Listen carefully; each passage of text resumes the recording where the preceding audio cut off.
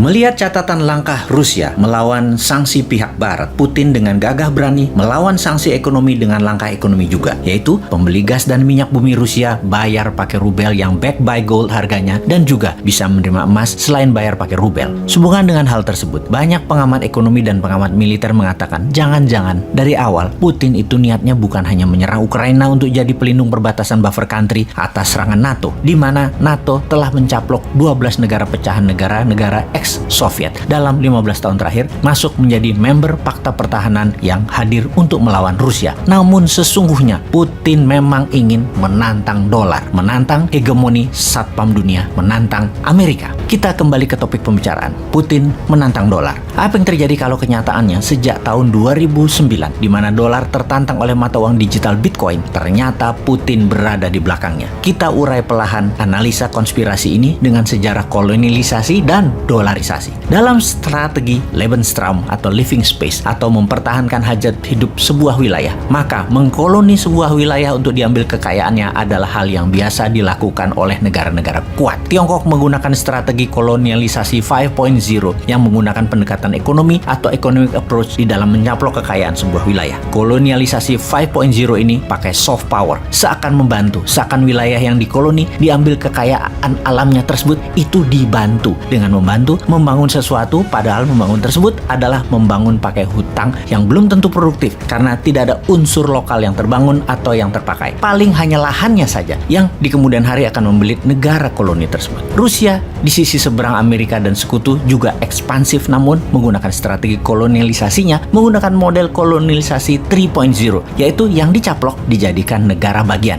menjadi bagian dari konfederasi. Kalau kolonialisasi 2.0 itu seperti dulu bangsa Eropa ala Belanda, Inggris, Spanyol, Prancis di abad pertengahan. Ambil wilayahnya dijadikan negara jajahan atau dijadikan koloni. Kolonialisasi 1.0 adalah cara Genghis Khan, cara Romawi, meluaskan wilayah ke negara tetangga secara fisik dicaplok, lalu penguasa lokalnya adalah orang dari pusat. Gubernur biasanya jabatannya. Perluasan wilayah yang nempel perbatasan, itu kuncinya kolonialisasi 1.0.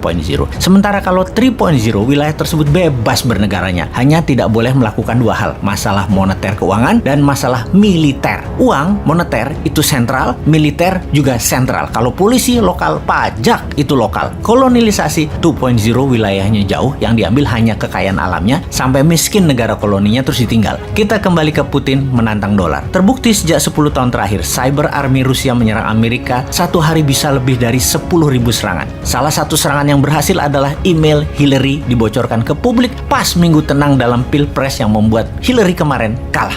Dalam serangan cyber bisa diperkirakan Pilpres Amerika 2024 nanti Trump pasti akan dibantu Putin karena Trump akan mengambilkan dolar backed by gold dan membuat Federal Reserve di bawah Kementerian Keuangan. Dan hal ini memang sama, yaitu cara kelolaan MMT, Modern Monetary Theory yang dianut Newman, rupiah backed by gold dan Bank Indonesia akan di bawah Kementerian Keuangan jadi Dirjen Moneter. Sama prinsipnya. Dalam hal cyber army Rusia, kecanggihan Rusia di dalam teknologi memang diacungi jempol. Cyber army-nya the best. Kalau Amerika kuat di militer secara fisik, Tiongkok unggul di produksi barang kebutuhan, Rusia adalah unggul di teknologi digital. Rusia dan Tiongkok berkali-kali menyatakan pembayaran produk negaranya lebih prefer menggunakan rubel bagi Rusia dan yuan bagi Tiongkok. Ini adalah bentuk perlawanan. Negara yang kalah pengaruh pasti takluk. Beli barang Tiongkok pakai yuan, atau negara Eropa beli gas Rusia saat ini pakai rubel. Sungguh, kalau dalam pemikiran para free thinker, dolar dicetak tanpa ada jaminan adalah penghinaan bagi negara lain yang berdaulat. Sangat mengherankan ada pejabat sebuah negara membela mati-matian dolar yang bukan mata uang negaranya, devisanya tercatat banyak disimpan dalam dolar, membangun pakai pinjaman dolar. Sungguh,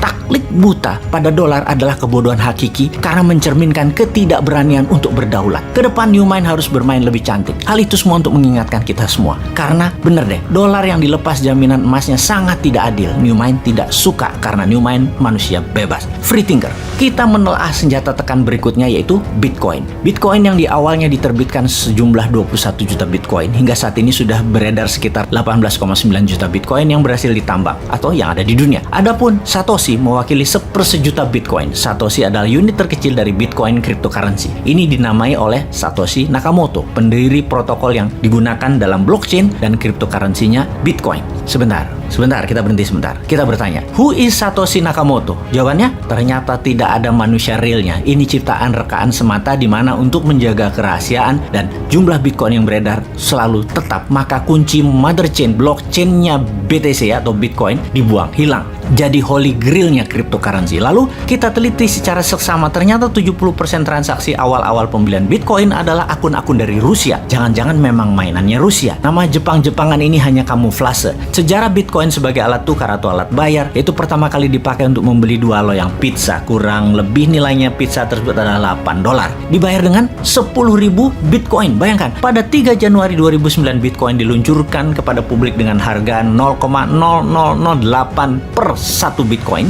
Lalu di tahun 2010, untuk pertama kalinya Bitcoin diperjualbelikan di luar dunia digital dengan sistem barter. Untuk 2 loyang pizza dibayar dengan harga 10.000 keping Bitcoin. Tahukah sahabat, 10.000 Bitcoin itu sekarang berapa? 1 Bitcoin saat ini sekitar 500 jutaan. Alias 10.000 Bitcoin beli pizza termahal di dunia tersebut nilainya setara 5 triliun rupiah. Kembali ke Putin. Diduga banyak pengamat keuangan bahwa Bitcoin adalah Russian konspirasi untuk menyerang dolar. Rusia memang ingin menyerang supremasi keuangan dolar karena dianggap tidak amanah, tidak jujur, dan membodohi dunia. Bitcoin adalah sebuah rencana jangka panjang yang didesain menyerang hegemoni dolar, juga membuka fake informasi, fake edukasi akan dolar dalam sistem ekonomi yang digiring oleh Barat. Itulah cita-cita Putin yang menginginkan kehancuran ekonomi Barat di masa dia masih dalam tampuk jabatannya. Strategi Putin saat ini adalah menggunakan rubel backed by gold, juga membayar dengan emas terhadap minyak bumi dan gas Rusia, kemudian mempromosikan Bitcoin sebagai alat bayar digital di dunia komersial di luar Rusia tentunya. Kemarin baru saja diumumkan, Gucci, sebuah brand fashion kenamaan, menyatakan bahwa mulai bulan depan akan menerima cryptocurrency sebagai alat pembayaran. Ini adalah salah satu hasil pertemuan terakhir Putin dengan pemimpin Prancis Emmanuel Macron yang mengkode untuk Prancis memainkan cryptocurrency, di mana kemudian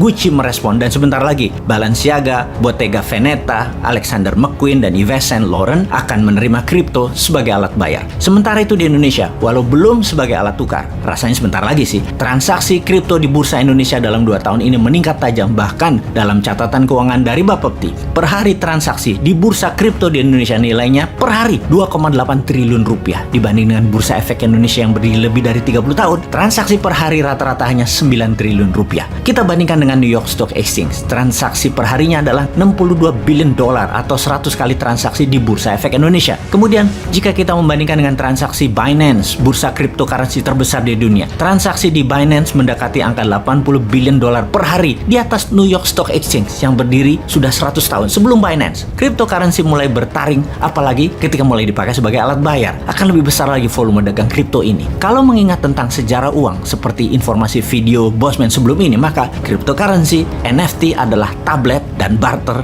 versi 2.0. Kembali ke topik. Serangan balik oleh Rusia dengan rubel backed by gold, transaksi emas, dan Bitcoin sebagai alat bayar komersial digital dunia, maka akan membuat dolar panas dingin. Pertanyaannya, Putin akan dikadafikankah? Atau akan di perang dunia ketiga kankah? Atau di-cancerkan? Kalau Indonesia?